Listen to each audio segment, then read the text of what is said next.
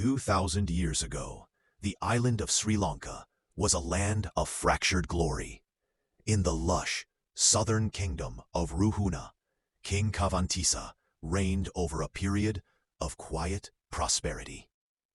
But to the north, the golden spires of the holy city, Anuradhapura, sat under a foreign shadow. The South Indian Chola king, Ilara, held the throne, and for 44 years, the island's heart was separated from its southern limb. But destiny has a way of washing up on distant shores. It began with a sacrifice.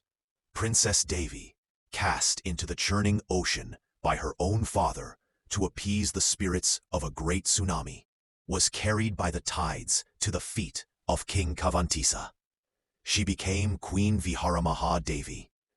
From this union of survival and sovereignty, 2 sons were born, Tissa and Gamini. From the moment he could hold a wooden sword, Prince Gamini's eyes were fixed on the northern horizon. He did not see a neighbor, he saw an occupation. But his father, Kavantisa, was a man of cold logic and cautious peace. He knew the cost of blood. He forbade his son from war. At 16, Gamini's frustration boiled into a legendary act of defiance. He sent his father a gift, not of gold or silk, but of women's clothing. It was a stinging, silent message. If you will not fight like a man, then dress like those who cannot. To escape his father's lethal rage, the prince vanished.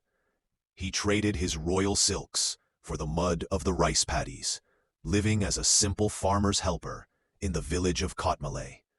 In the dirt of the fields, the future king learned the pulse of the people he would one day lead. The death of King Kavantisa brought not peace but fire. A civil war erupted between the brothers, Gamini and Tissa. They fought until the soil turned red, stopping only when the Buddhist clergy intervened to mend the fractured brotherhood. Forgiven and unified, the prince was reborn as Dutugemunu.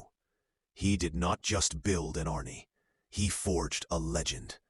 Beside him stood the 10 giant warriors, men of superhuman strength, and the titan of the battlefield, the great war elephant, Kandula.